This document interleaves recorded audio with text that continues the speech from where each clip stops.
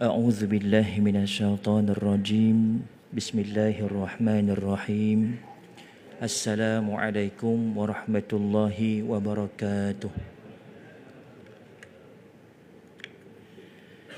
إن الحمد لله نحمده ونستعينه ونستهديه ونستغفره ونعوذ بالله من شرور أنفسنا ومن سيئات أعمالنا من يهده الله فلا مضل له ومن يضلله فلا هادي له أشهد أن لا إله إلا الله وأشهد أن محمدا عبده ورسوله اللهم صل وسلم على سيدنا محمد وعلى آله وأصحابه أجمعين سبحانك لا علم لنا إلا ما علمتنا إنك أنت العليم الحكيم رب اشرح لي صدري ويسر لي أمري واحلل عقدة من لساني يفقه قولي اللهم أنت ربي لا إله إلا أنت خلقتني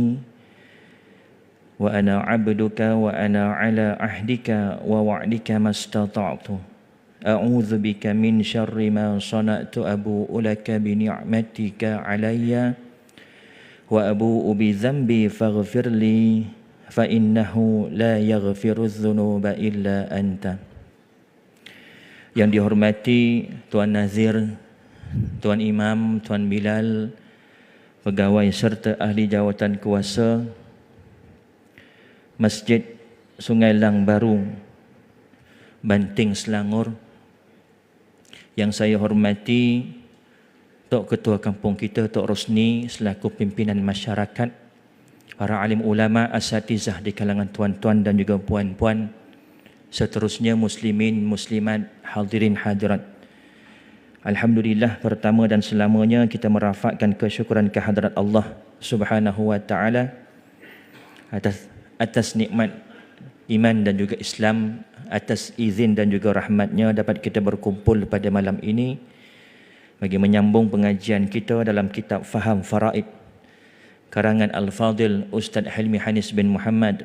Mudah-mudahan perjumpaan kita mendapat rahmat dari Allah Subhanahu wa taala sekaligus dapat menambah berat timbang amal kebaikan kita ketika bertemu dengan Allah di padang mahsyar nanti insya-Allah.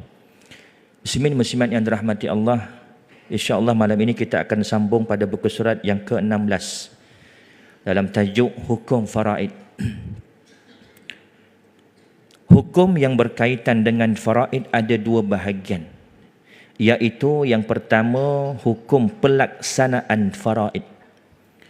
Maksud pelaksanaan ni apa? Hukum mempraktikkan, yakni melaksanakan faraid itu. Apa dia hukumnya? Apabila seseorang meninggal dunia, maka wajib bagi setiap ahli warisnya melaksanakan hukum faraid. Hukumnya adalah wajib. Bukan pilihan, bukan bila dah berkelahi di kalangan waris-waris baru nak kembali kepada faraid, bukan. Tetapi hukum pelaksanaannya adalah wajib, fardu ain ke atas setiap waris. Kadang ada orang berwasiat kepada anak-anak, kalau mak ayah mati nanti, kamu bahagi harta pusaka sama rata, tak payah ikut faraid. Ada orang begitu. Sebelum dia meninggal dunia, dia berwasiat kepada anak-anak supaya harta pusaka dia, harta dia bila dah meninggal nanti dibahagikan sama rata kepada anak-anak. Tak kira lelaki perempuan. Tapi kalau dia faham hukum faraid itu adalah wajib, saya yakin dia tak akan buat begitu. Ibarat dia berwasiat, kalau mak ayah mati nanti, kamu anak-anak jangan puasa di bulan Ramadan. Kamu anak-anak jangan sembahyang fardu 5 waktu. Kamu anak-anak jangan berzakat. Jangan buat benda-benda fardu. Jangan buat benda-benda wajib. Mak ayah pesan begitu. Sama juga dengan hukum pelaksanaan faraid. Saya yakin kalau kita semua faham tentang pelaksanaan faraid, pasti tidak akan wujud wasiat-wasiat sedemikian. Ya, boleh untuk kita bahagi sama rata. Boleh untuk kita menolak bahagian kita kepada waris-waris yang lain. Pelaksanaan faraid ini wajib untuk ditentukan dan difahami, bukan wajib diterima. Ada waris dia beranggapan tak apalah, bahagian saya ni saya bagi dekat adik saya kerana dia masih lagi belajar dan dia perlukan duit untuk teruskan kehidupan dia, sambung belajar dia. Bahagian saya, harta pusaka mak ayah ini, ya, 57.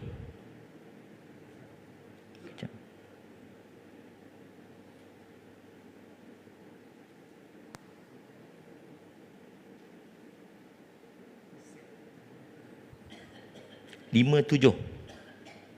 Muka surat berapa? Minta maaf.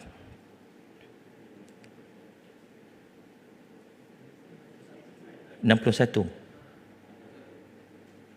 Asal jauh sangat ni.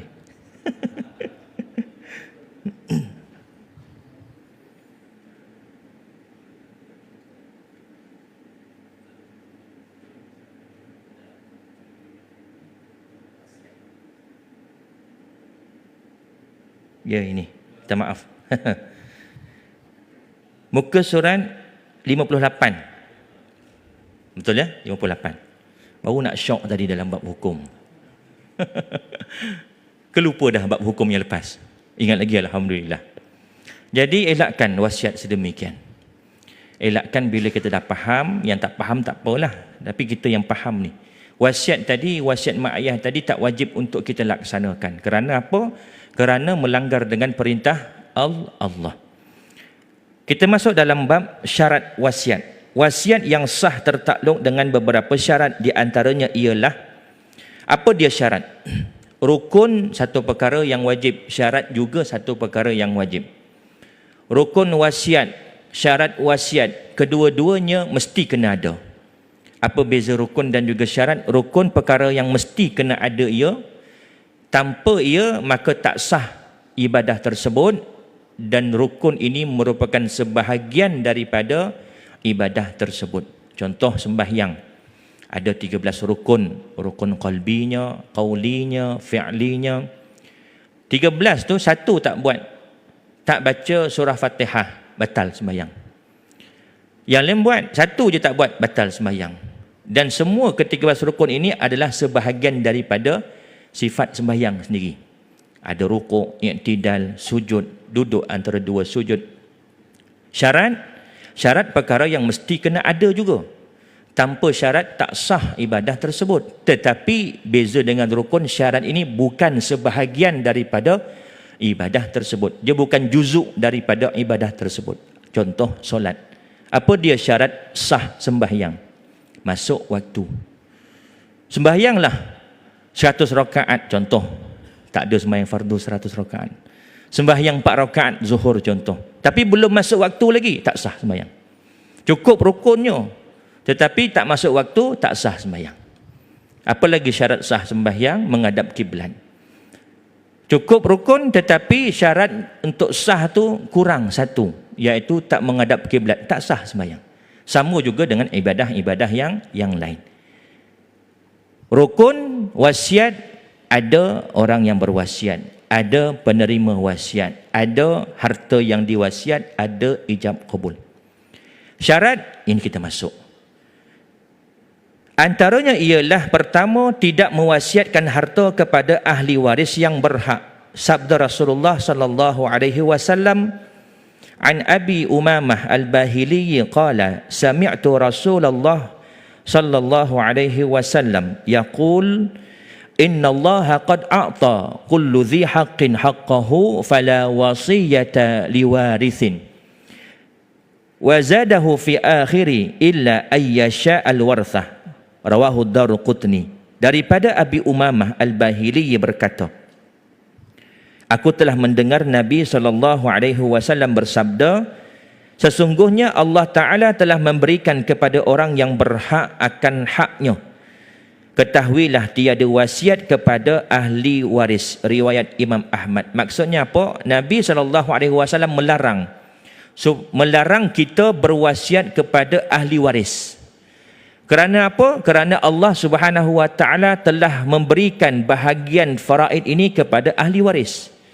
Allah dah tentukan dalam Quran bahagian ayah berapa, bahagian ibu berapa, bahagian pasangan berapa, anak-anak berapa. Fala wasiyata liwarithin. Maka jangan lagi berwasiat kepada ahli waris ini. Kerana apa? Kerana mereka dah diberikan bahagian mereka. Kalau kita mati, kita tak wasiat pun mereka dah dapat harta kita melalui faraid. Jadi ini syarat pertama, bukan kepada ahli waris. Ditambah di hujungnya pada akhir hadis ini, melainkan illa ayyasha'a warthah, melainkan bahawa diizinkan oleh ahli waris tersebut. Maksudnya, rumah ni nanti kalau mak ayah mati, bagi dekat adik kamu yang bongsu. Adik itu anak dia. Anak ini waris ke tidak? Waris.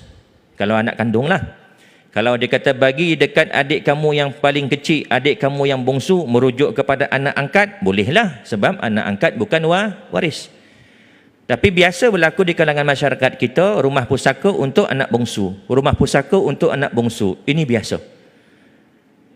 Ada syarat untuk diberikan kepada anak bongsu tadi, yang mana dia merupakan adalah waris kepada si mati ini, dengan syarat mendapat keizinan daripada waris-waris yang lain. Andai misal kata waris-waris lain tak bersetuju, semalam aku masuk kuliah, dengar kuliah kata tak boleh kepada ahli waris, maka aku tak setuju. Rumah ni diberikan kepada adik, kerana adik adalah ahli waris. Tak wajib dilaksanakan wasiat tadi. Kerana apa? Kerana syarat dia mesti kena ada persetujuan di kalangan ahli-ahli waris. Sebab dia dah mengambil hak ahli waris yang lain. Kalau tak dilaksanakan, tak berdosa di kalangan ahli-ahli waris yang tidak bersetuju. Tak timbul isu anak derhaka ke, engkau ni ayah dah pesan dah ni, mak dah pesan, tapi abang ni tak dengar cakap mak, anak derhaka. Tak ada. Bukan, tak ada timbul istilah anak derhaka. Patuh kita pada orang tua selagi mana tidak melanggar syarak. Perkara ini melanggar syarak ke tidak? Melanggar syarak. Nabi larang supaya kita wasiat kepada ahli waris. Nabi larang. Sebab ahli waris ni dah dapat bahagian mereka mengikut faraid. Wasiat kepada ahli waris tidak dibenarkan kerana mereka telah mendapat bahagian mereka melalui faraid. Ahli waris di sini merupakan ahli waris yang mana bila kita mati dia dapat. Bukan bermaksud ahli waris tu yang 25 orang tu. Ingat lagi tak? Waris 25 orang. 15 lelaki, 10 perempuan. Bukan semua tu tak boleh dibagi wasiat. Tak. Maksudnya kalau kita mati, kita ada cucu. Dan cucu ni kalau kita mati, dia terhalang daripada dapat pusaka kita sebab kita ada anak. Ayah dia ada lagi. Ataupun ada anak yang lain. Saya buat lakaran contoh. Ini si mati. Si mati, Sidik namanya contoh. Sidik ni ada 2 orang anak lelaki. Satu bernama Abu, satu bernama Ali. Ali meninggal dunia pada tahun 2023. Mati dah Ali ni.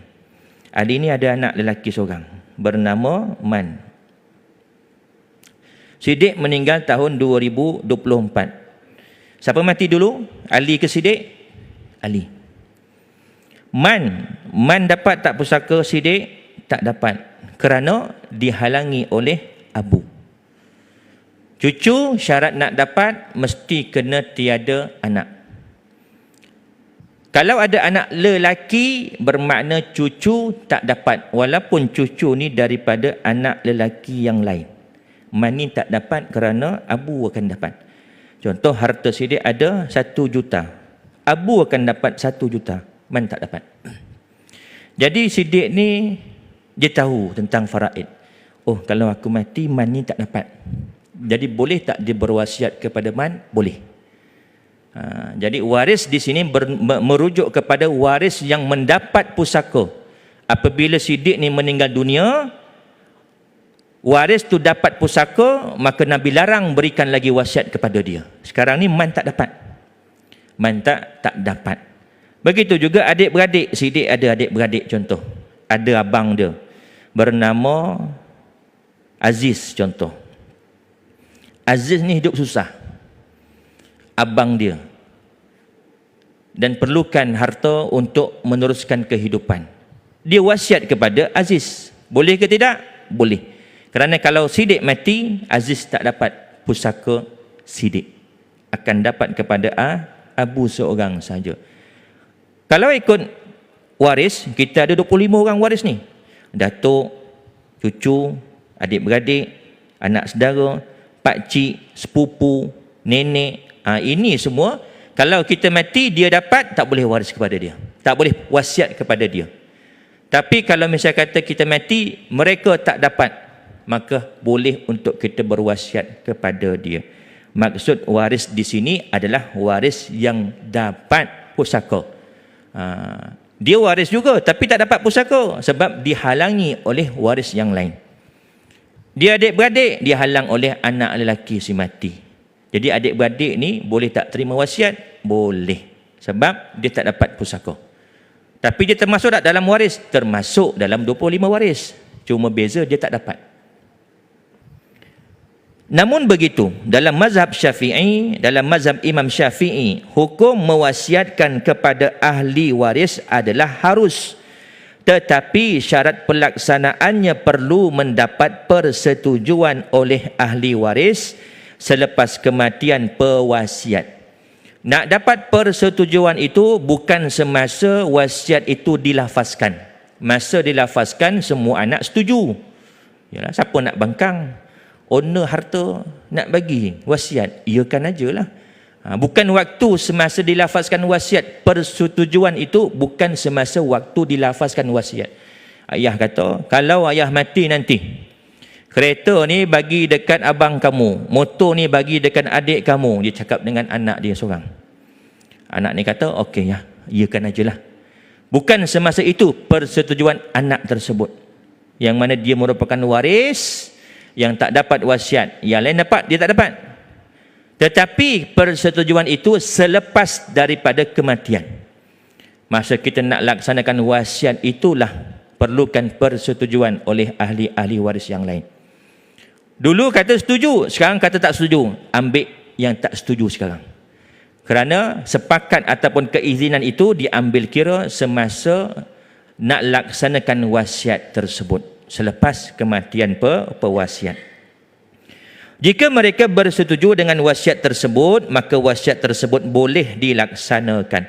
Persetujuan hanya diambil daripada ahli waris, berakal, baligh dan boleh menguruskan harta.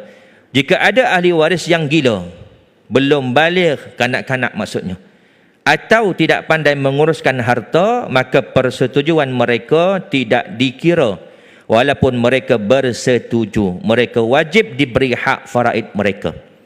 Ni kalau misal kata di kalangan ahli waris ada yang di bawah umur, maksudnya belum balik, kanak-kanak, ataupun OKU mental, tidak berakal, bukan mukallaf lah maksudnya, dan tidak pandai menguruskan harta. Dia kata, tak apa pakcik, ambillah harta saya ni, laksanakanlah wasiat atuk dulu.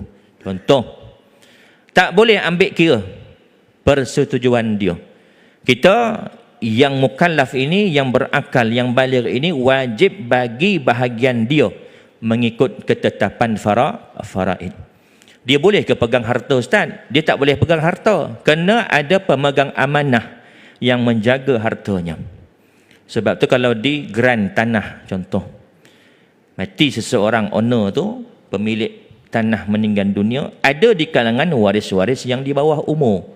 Nama anak-anak yang bawah umur ni dimasukkan juga dalam geran, tetapi bukan sebagai pemilik. Mesti akan ada satu nama di atas nama-nama anak-anak ni sebagai pemegang amanah. Sehingga mana? Sehingga anak-anak ini usianya 18 tahun ke atas, barulah dimasukkan nama mereka sebagai pemilik. Sebagai pemilik. Bawah umur, ini proses kita. di Malaysia.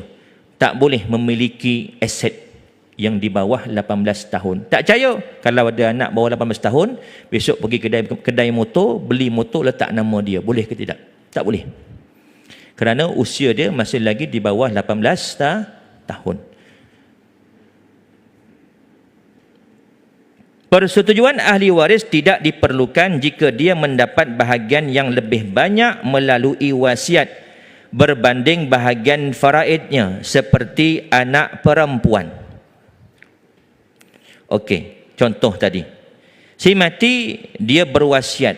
Kalau ayah mati, harta pusaka ayah ni ada 6 juta. Dia ada 2 orang anak lelaki, dia ada 2 orang anak perempuan. Kalau ayah mati, korang bahagi sama rata. Bermakna seorang anak akan dapat 1.5 juta. Ikut faraid, lelaki dapat 2 juta, 2 juta, perempuan 1 juta, 1 juta. Kerana nisbah lelaki 2, perempuan 1. Tetapi nak bahagi sama rata ni, ayah dah wasiat ni. 6 juta duit ayah ni kita bahagi sama rata, 4 orang adik-beradik, 2 lelaki, 2 perempuan, maka akan jadi 1.5 juta seorang. Nak dapatkan keizinan ataupun keredaan ini daripada siapa? Adakah daripada yang perempuan atau daripada yang lelaki? Yang lelaki. Yang perempuan, tak payah tanya, memang dia nak. Sebab daripada sikit jadi banyak. Jadi persetujuan itu daripada siapa? Daripada yang asalnya banyak. Bila nak laksanakan wasiat tadi jadi sikit. Dia dah mengambil hak dia melalui faraid. Sepatutnya wasiat tadi tak wajib laksana kerana melanggar perintah Nabi tadi. Diwasiat kepada ahli waris. Tapi dalam mazhab Imam Syafi'i harus dengan syarat mendapat keizinan. Izin siapa? Izin yang asalnya banyak jadi sedikit. Sama juga isu sama rata di kalangan anak-anak lelaki perempuan. Contoh, perempuan 9 orang, lelaki seorang. Yang lelaki ni bongsu pula tu, tak ada yang backup dia. Kakak-kakak dia semua hentam dia. Harta pusaka ayah ni ada 11 juta. Kalau ikut faraid, yang bongsu lelaki akan dapat 2 juta. Yang perempuan 9 orang tu akan dapat 1 juta, 1 juta, 1 juta, 1 juta. 9 tambah 2, 11 juta, cukup habis. Tetapi kakak yang sulung ni kata, "Dek, kakak dengan kakak-kakak kamu yang lain ni, kami dah bermusyawarah, bermesyuarat, mesyuarat tingkap. Kami bersetuju dan bersepakat, majoriti." Dia ingat parlimen ke apa nak majoriti. Majoriti kami sepakat bahagi sama rata. Adik kena setuju kerana 9 orang kakak-kakak adik ni semua sepakat bersetuju untuk bahagi sama rata. Kalau bahagi sama rata, 11 juta bahagi 10, bermakna seorang akan dapat 1.1 juta. Adik yang bongsu ni ikut faraid dapat berapa? 2 juta. Lepas sama rata dapat 1.1 juta. Berapa susun? 900,000. Bukan sikit. Saya tanya tuan, kalau tuan dapat 2 juta asal, tiba-tiba jadi 1.1 juta, setuju tak? Kiling kepala. Jadi redha tu daripada siapa? Anak yang bongsu tadi. Sebab bahagian dia asal banyak menjadi sedikit. Bukan redha daripada kakak-kakak dia. Kakak-kakak dia tak payah redha pun, memang dia suka. Tapi tak salah. Tak salah bagi pihak perempuan untuk mengutarakan keinginan. Kalau contoh kakak ni memang betul-betul susah. Adik-adiknya lelaki berjaya, masuk universiti, ada kerja bagus. Tak salah kalau dia mengutarakan hasrat dia. Dia cakap dengan adik-adik, "Dek, boleh tak akak nak minta lebih sikit daripada bahagian faraid akak? Akak adalah ibu tunggal, akak ada tanggungan anak-anak. Abang ipar kamu dah meninggal dunia, jadi akak perlukan duit yang banyak nak membesarkan anak-anak." Tak ada masalah kalau dia nak mengutarakan hasrat dia, keinginan dia. Dan pada ketika itu kalau adik-adik yang lelaki lain, abang dia ke bersetuju, silakan. Tetapi atas kerelaan, Bukan paksaan. Dik, dia hunus pisau kat leher. Adik kena bagi sama rata dengan akak. Sebab akak ni ibu tunggal. Tu tak boleh. Kerana paksaan. Mesti kena ada keredaan. Ikhlas daripada waris yang asalnya banyak menjadi sedikit. Contohnya, seseorang mewasiatkan agar hartanya dibahagi sama rata kepada semua anak-anaknya, lelaki dan perempuan. Mengikut hukum faraid, setiap anak lelaki mendapat lebih daripada anak perempuan mengikut nisbah 2:1. Lizzakari mithlu hazzil unthayain. Rujuk Al-Quran surah An-Nisa ayat yang ke-11. Allah Subhanahu wa taala berfirman, a'udzubillahi minasyaitonir rajim, yusikumullahu fi auladikum. Telah diperintahkan tentang pembahagian pusaka untuk anak-anak kamu. Lizzakari mithlu hazzil unthayain. Bagi lelaki 2 bahagian, bagi perempuan 1 bahagian. Fa in kunna nisaan fawqa thnataini falahunna thulutsa ma tarak. Kalau ada anak perempuan itu ada lebih daripada 2 orang, semua perempuan, maka bahagian mereka 2/3. Fa in kanat wahidatan falahan nisfu. Kalau anak perempuan saja seorang, tunggal, bagi dia 1/2. Kalau ada anak lelaki, anak perempuan, nisbah lelaki 2, perempuan 1. Siapa yang tentukan ni? Allah. Dan hukumnya adalah wajib. Tilka hududullah, nasiban mafruḍah, faridatan minallah. Semuanya ini menunjukkan bahawasanya ketetapan faraid ini adalah wajib, fardu ain. Ini bermakna jika mengikut wasiat, bahagian anak-anak lelaki akan berkurang dan bahagian anak-anak perempuan akan bertambah agar bahagian mereka sama rata. Oleh itu, persetujuan daripada anak-anak lelaki sahaja diperlukan, iaitu mereka bersetuju untuk memberikan sebahagian hak faraid mereka kepada adik-beradik perempuan mereka, yakni anak-anak perempuan si mati. Jika ada sebahagian ahli waris bersetuju dan sebahagian lagi membantah, di kalangan lelaki itu ada yang setuju, ada yang membantah. Atau ada ahli waris yang tidak cukup syarat untuk memberi persetujuan. Apa dia? Gila ataupun masih lagi kanak-kanak belum balik. Walaupun dia kata, bang saya setuju bang, adiknya yang sekolah rendah, kita bagi je sama rata. Tak boleh. Kena bagi juga bahagian dia mengikut faraid. Ataupun tidak pandai menguruskan harta, maka wasiat yang bersetuju dilaksanakan dan wasiat yang membantah dan yang tidak cukup syarat dibatalkan. Contoh, ada 4 orang anak, 2 perempuan, 1 lelaki dewasa dan 1 kanak-kanak. Buat akaran. Ini si mati. Ada 4 orang anak, 2 lelaki, 2 perempuan. Yang lelaki pertama ni dewasalah, yang kedua ni masih lagi kanak-kanak, yang ketiga perempuan, yang keempat perempuan dewasa. Si mati pesan, kalau misal kata ayah mati, harta ayah ni ada lebih kurang dalam 4 juta contoh, kamu bahagi sama rata. Termasuk kepada adik ni yang bernama Ali, contoh ni Abu, ini Ros, ini Lin. Ali ni bawah umur 8 tahun baru. Termasuk dekat adik kamu, Ali ni bagi sama rata. Ikut faraid, daripada 4,000 tadi, 6,000 lah, 6 juta lah senang nak kira. Harta ada 6 juta. Anak ada 4 orang, 2 lelaki, 2 perempuan. Ikut faraid, Abu dapat 2 juta. Ali dapat 2 juta. Ros dapat 1 juta. Lin dapat 1 juta. 2 nisbah 1. Tapi kata si mati ni, kalau ayah mati, 6 juta ni bahagi sama rata. Bahagi sama rata bermakna seorang akan dapat 1.5 juta. Boleh tak laksanakan? Menurut pendapat Imam Syafi'i, boleh jika diizinkan syarat di kalangan ahli waris dan juga ahli waris mukallaf, akil dan juga baligh. Pertama kita lihat, nombor 2 ni cukup tak syarat? Tak cukup. Bermakna wajib bagi dia 2 juta.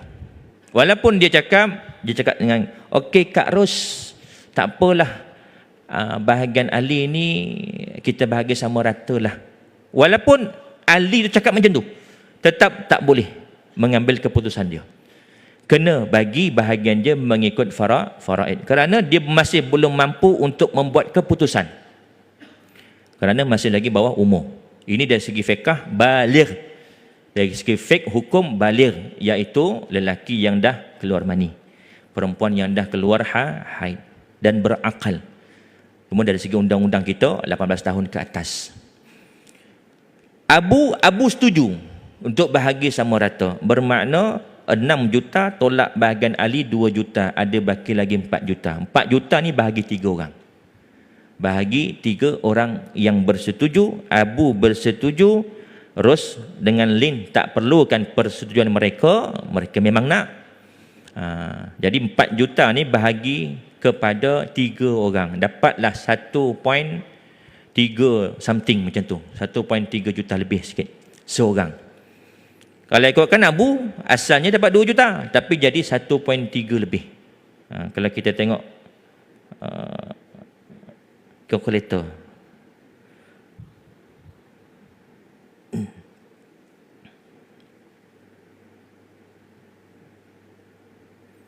Empat juta bahagi dengan 3, 1.3 lebih kurang.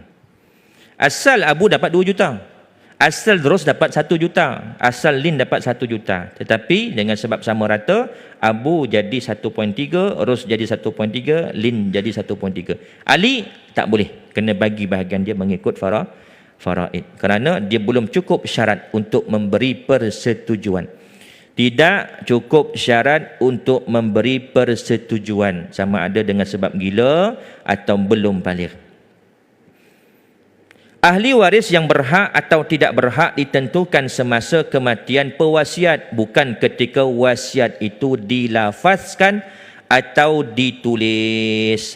Jadi waris di sini adalah waris yang dikatakan mendapat pusaka selepas kematian, bukan semasa dilafazkan. Contoh, seorang itu berwasiat, dia masih bujang. Masa dia nak lafazkan wasiat, masa dia nak buat wasiat, dia masih bujang. Dia kata, kalau saya mati, RM5,000 ini bagi kepada abang dia, abang kandung. Abang dia ketika itu waris ke tidak? Waris. Kerana dia tak ada anak, dia tak ada ayah, dia cuma ada abang saja.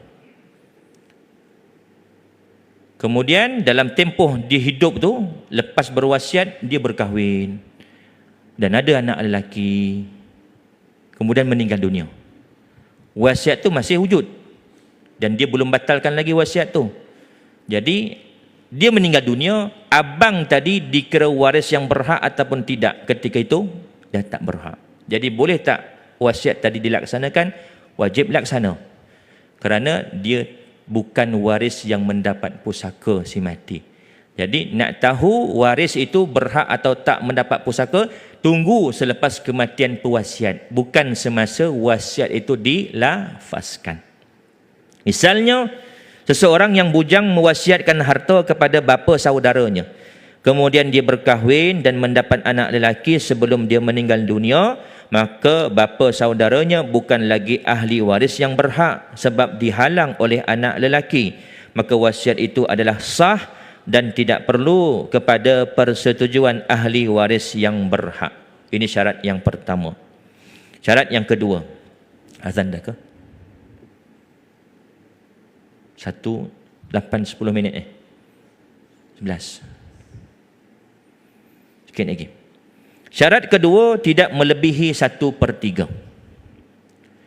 Tidak melebihi 1/3. Syarat pertama, kalau misal kata ahli waris yang lelaki tak bersetuju bahagi sama rata, maka tak wajib untuk dilaksanakan wasiat tersebut. Adapun syarat yang kedua ini, tidak melebihi 1/3. Anda misal kata wasiat tadi lebih daripada harta 1/3. Bukan bermakna wasiat tadi tak wajib dilaksanakan. Wajib, tetapi hanya pada kadar maksimum 1/3 sahaja. Itu beza. Syarat pertama tadi, Kalau waris-waris tak bersetuju, bagi sama rata, semua waris lelaki tak bersetuju, bermakna tak wajib laksanakan. Tolak tepi dah wasiat tu. Tetapi syarat yang kedua, tidak lebih 1/3. Wasiat tu lebih daripada 1/3, jangan tolak tepi terus. Wajib laksana kalau bukan kepada ahli waris, cuma maksimum kadarnya hanya 1/3 sahaja. Wasiat si mati mesti ditunaikan dengan syarat nilai yang dikeluarkan itu tidak melebihi 1/3 daripada jumlah keseluruhan harta pusaka bersih si mati, iaitu setelah ditolak kos pengurusan jenazah dan melunaskan segala hutangnya. Si mati pada masa dia meninggal dunia, harta yang dia ada sebanyak 3 juta contoh, dan dia berwasiat 1 juta kepada pihak masjid contoh. Jangan kita nilaikan hartanya itu semasa dia mati, tetapi nilai bersih itu selepas tolak pengurusan sebelum daripada wasiat. 5 step apabila berlaku kematian faraid yang kelima, last sekali. Yang pertama apa? Pertama, kena uruskan ataupun langsaikan tuntutan langsung ke atas harta pusaka. Keluar duit KWSP, jangan ingat terus faraid, wajib zakatkan dulu. Keluar duit daripada tabung haji, dah zakat dah tabung haji. Keluar duit daripada bank contoh, RM50,000 dalam akaun simpanan si mati, wajib zakat dulu. Ini tuntutan langsung ke atas harta pusaka si mati. Ada tanah tapi masih dalam gadaian, kena selesaikan gadaian dulu. Ada emas masih lagi di ar-rahnu, kena selesaikan dahulu. Ini antara perkara tuntutan langsung ke atas harta si mati. Yang kedua, pengurusan jenazah. Mandinya, kafan, solat ke bumi, andai misal kata menggunakan kos, ambil harta si mati, bayar. Yang ketiga, hutang si mati. Hutang dengan Allah, hutang dengan manusia. Yang keempat, baru wasiat. Jadi nak kata tak lebih daripada 1/3 daripada jumlah bersih tu, bukan masa mula-mula mati, tak. Tetapi selepas selesai tuntutan langsung, selepas selesai hutang, hutang Allah, hutang manusia, ketika itulah baru tengok berapa baki. Dan wasiat tadi contoh asalnya 3 juta, wasiat 1 juta, jangan ambil kira waktu tu. Tolak hutang, tolak apa semua, tinggallah 2 juta contoh. Harta yang bersih. Selepas tolak pengurusan jenazah, hutang apa semua, ada baki lagi 2 juta. Nak laksanakan wasiat. Wasiat tadi 1 juta.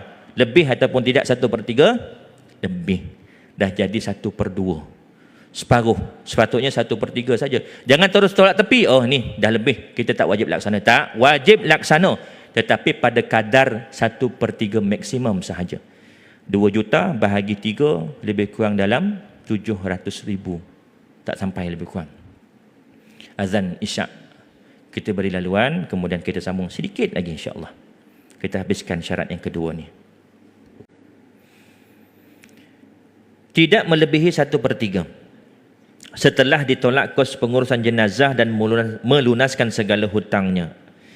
Hadis Nabi SAW, wa an Sa'd bin Abi Waqqas radhiyallahu anhu qala, qultu ya Rasulullah, ana dzu malin wa la yarithuni illa ibnatun li wahidatun, afa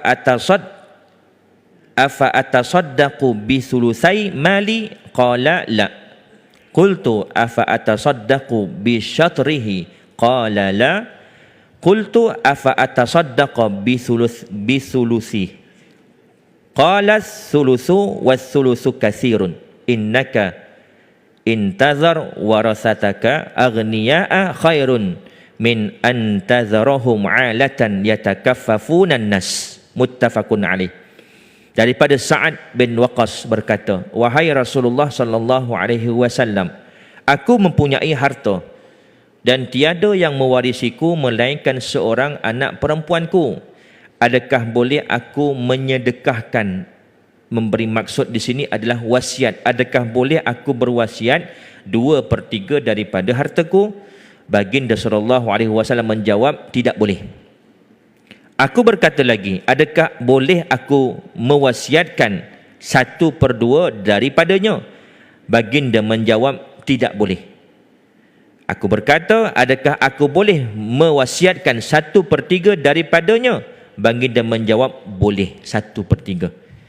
1/3 adalah banyak. Sesungguhnya jika kamu meninggalkan ahli warismu yang kaya, lebih baik daripada meninggalkan mereka dalam keadaan fakir yang meminta-minta kepada manusia. Hadis riwayat Imam Bukhari dan Muslim, muttafaqun alaih. Hadis ini menunjukkan bahawasanya had maksimum untuk seseorang itu berwasiat adalah hanya pada kadar 1/3 sahaja.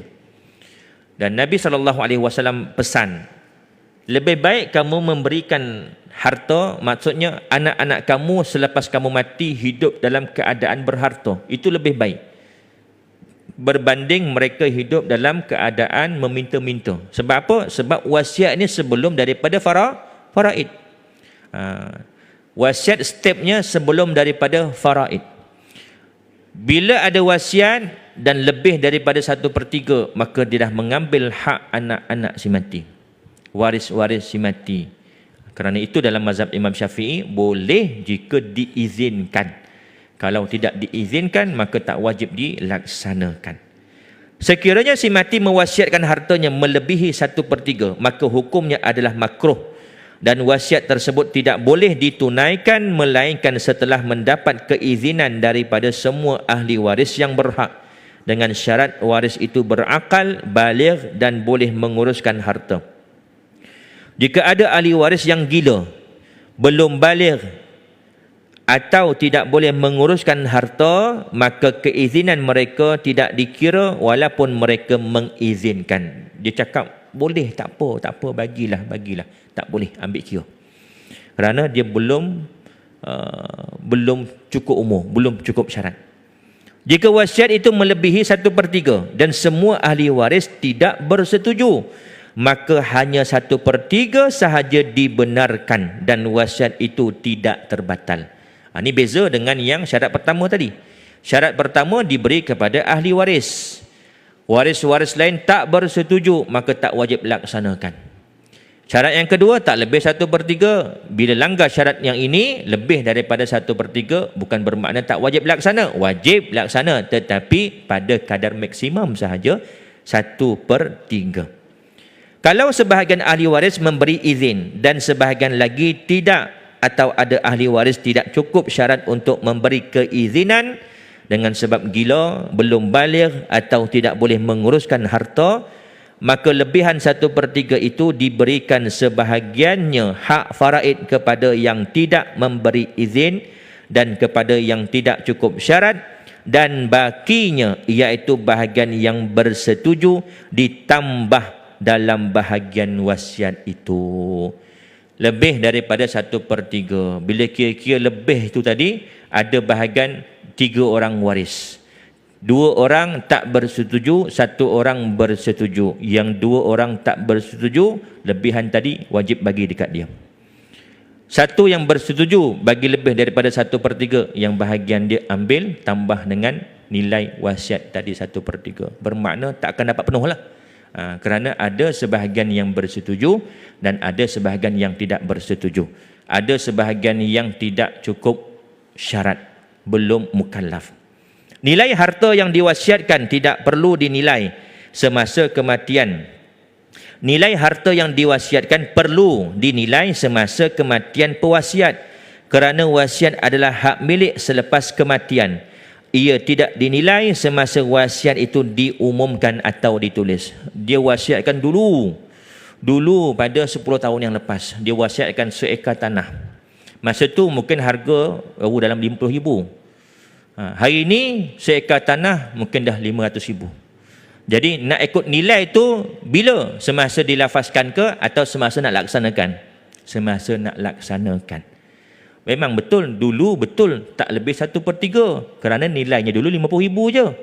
Tetapi hari ini lepas 10 tahun nilai tanah tu dah jadi 500,000. Bila kira-kira, lebih daripada 1/3.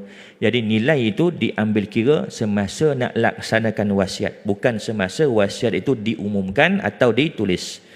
Kemudian yang ketiga, insya-Allah yang ni kita akan sambung.